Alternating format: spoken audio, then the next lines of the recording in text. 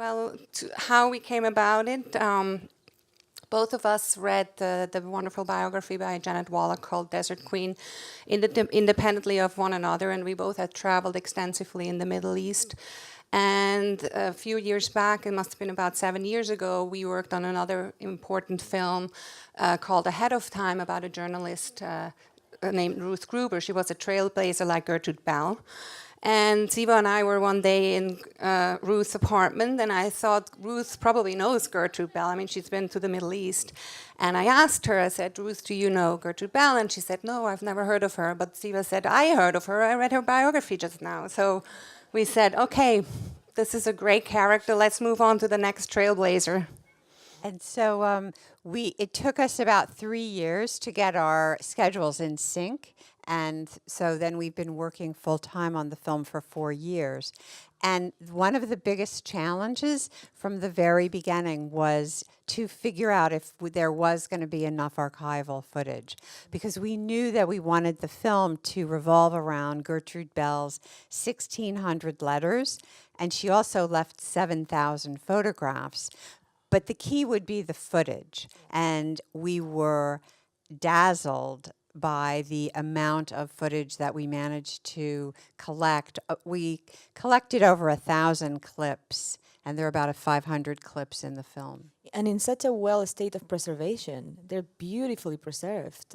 Yes, I mean, that was actually one of our key approaches. We always, people sort of deride archival footage. It's black and white. It's old. It's crummy. We actually find the delight in it, in the texture of it, and the degradation, and so we.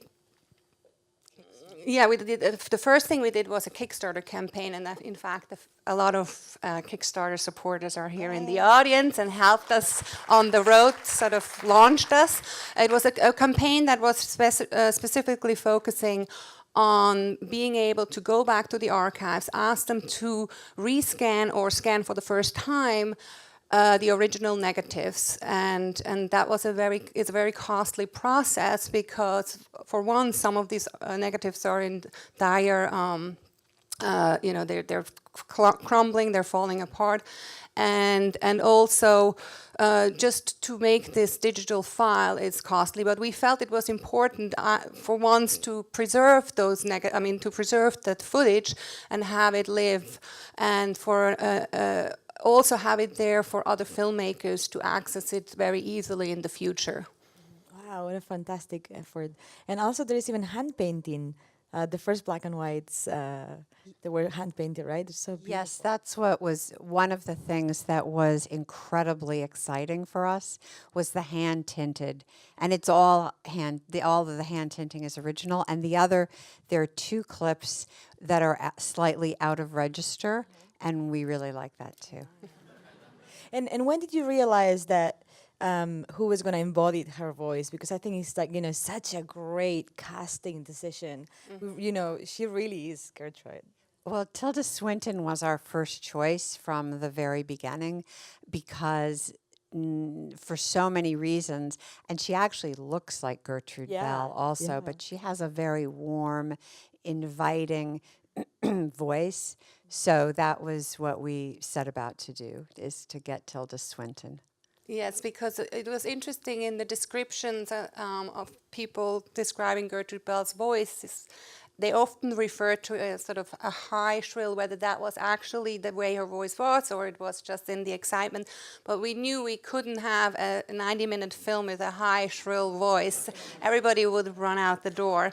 So we were searching for the perfect voice, and Tilda was our first choice, as Zeva said.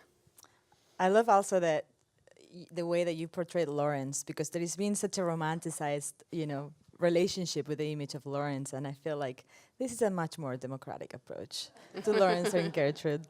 Well, the interesting thing is that during the process of making the film, we went to a book reading and signing of a new biography of Lawrence called Lawrence in Arabia, and it did not mention Gertrude Bell, not even in a footnote. And the thing that was so striking about it is that it does mention someone's wife for visiting him on his deathbed, and it couldn't mention Gertrude Bell.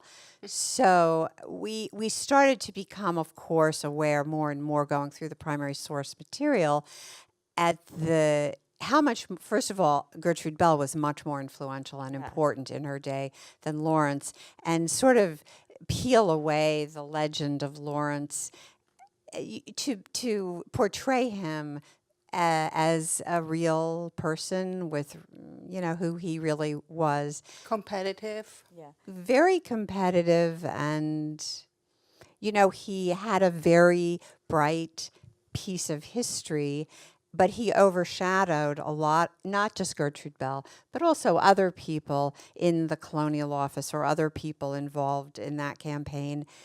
He wasn't the only one out there by himself on the camels. Sorry, I love the scene where he's like mansplaining to her everything. It's like incredible piece of filmmaking history. So you guys have any questions? I'm sure you do. Who's dying to say something? Right there.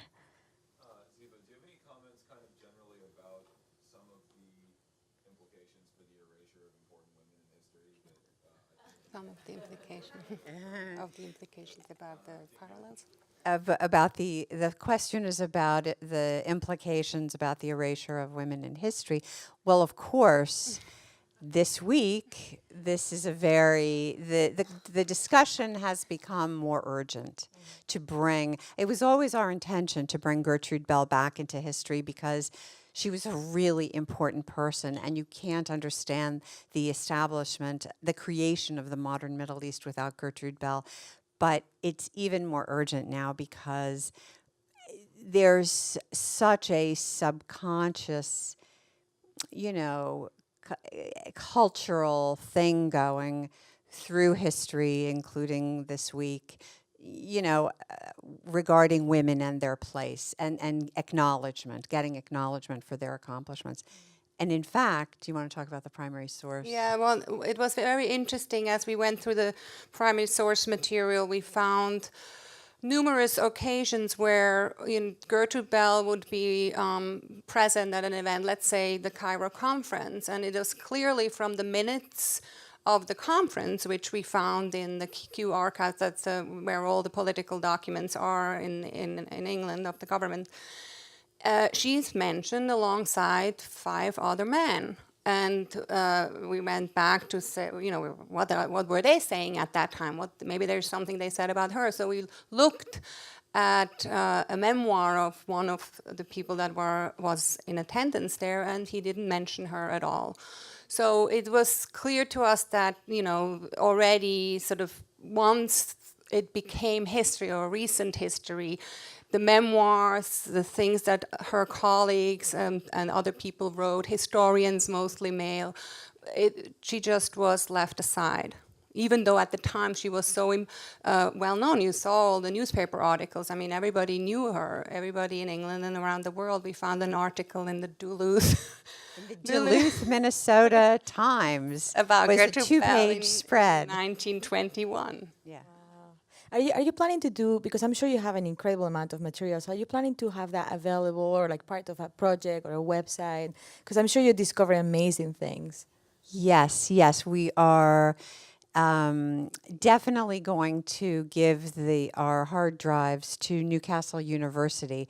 They're the holders of the Gertrude Bell archive, and we are definitely one of our next steps would be to do some interactive website resource for all of the material. Yeah. Wonderful. Yes, question over there? I was wondering if you found anything about her financial status when she died. Was she poor? Was she Well, we actually... because she had all these dresses and these shoes, and her family was struggling financially, I understand. At the end. Leave an estate. Yes, she actually left £5,000 to the British School of Archaeology, which Then became the Gertrude Bell Memorial. which is the British Institute for the Study of Iraq in London. She and it was interesting because we looked back at what she had left, and we know she felt very, very pressured financially. I think she was left, her estate was £50,000 in 1926, which, if you do the math, is not no money. I mean, that's a significant amount of money. Yeah. So, but for her, her family was no longer able to send her additional money. They were in dire financial straits, as she felt that she was as well. Yeah, her salary would have never covered her. There was always additional funding from her parents throughout her time in Iraq.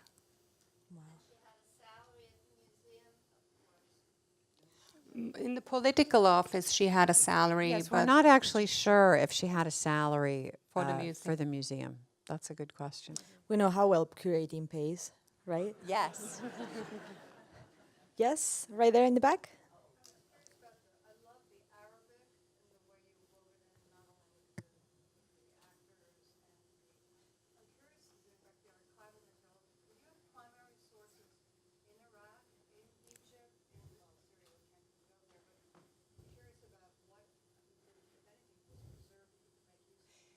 Well, one of our partners was the Iraq Library and Archive, and one of our advisors was the director, Saad Eskander, the director of that archive. So, and one of our other advisors was Dr. Lamia Al-Gailani, who is an Iraqi archaeologist. So we were able to get primary source material from the establishment of the museum.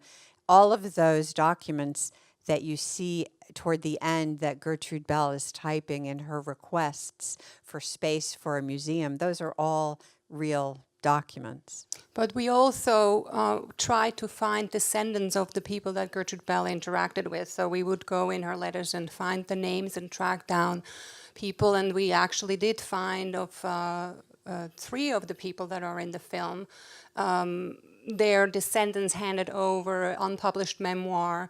They gave us, photographs, personal photographs.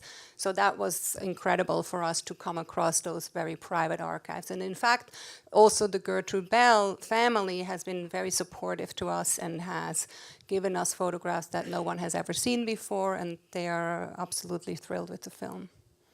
There is so many important comments that I think she brings forward that are still part of the political conversation, when she's like so self-aware of like the colonialism and that kind of like modern division between colonial times and like modern politics. And this is just really an incredible historical tool. I wish you could be making films about all kinds of people so I can understand what's going on today in politics. Yes. Well, that was one of our main attractions to Gertrude Bell, is that she was an insider in the colonial office, but she was also an outsider, and she was a very articulate critic of the challenges and their missteps and their mistakes, because we wouldn't necessarily have felt incredibly comfortable if she was a colonialist and was like, rah, the colonial system is so great. That wasn't her at all, Well, she was very much an anthropologist too at heart. Like she wanted to know everything and talk to everybody, and she didn't feel superior. It doesn't feel like. Yeah, I mean,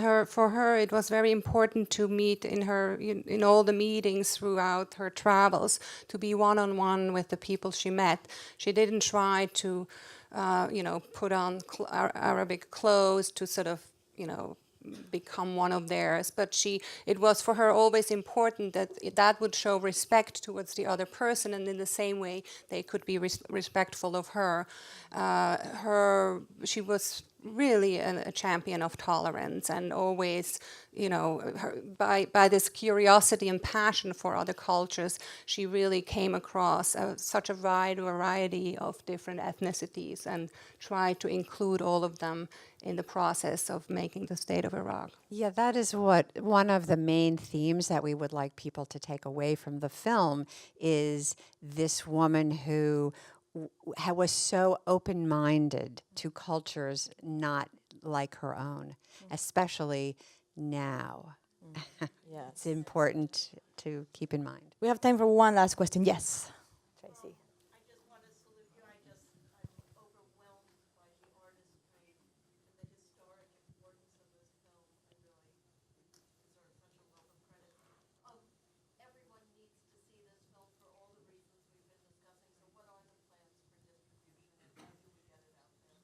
Well, that's a great question, and we are right now trying to fundraise for marketing and distribution, which is unfortunately the next step after you spend the time making the film. Then you have to spend the time and money getting the film out there. So we would welcome any support. If you guys want to go to www.lettersfrombaghdad.com, take a look at our website, and that is what we're trying to do. Yes, I mean we are keen to have it shown in theaters. So the first step would be to do a theatrical release, and we hope to have one in the States, but also in the UK and elsewhere. And then from there on to broadcast. We have been pre-bought by Arte France and Germany, so it will definitely be out there. And we have an offer from the BBC to show the full film. And then, Yes. yeah. Yes. But last but not least, we're really devoted to the idea of an educational platform, and that's really important to us. We have time for one last one? Yes, one last one. Yes, sir. Do you get the sense that her life's work and her philosophy has any influence in, for example, the British civil service or the foreign service, in sort of creating an example of how to be a great diplomat? Well, we have a very surprising answer to your question because we don't know about her influence on the British civil service, but we can tell you that General John Allen, the retired four-star U.S. Marine general, is devoted to Gertrude Bell and has told us when we interviewed him that her writings helped the U.S. in the Al Anbar province in 2006, 2007. Yeah, to fight against Al Qaeda in Iraq. Right. So that was very concrete. So thank you so much for conjuring such a wonderful film for us. Thank you so much for coming.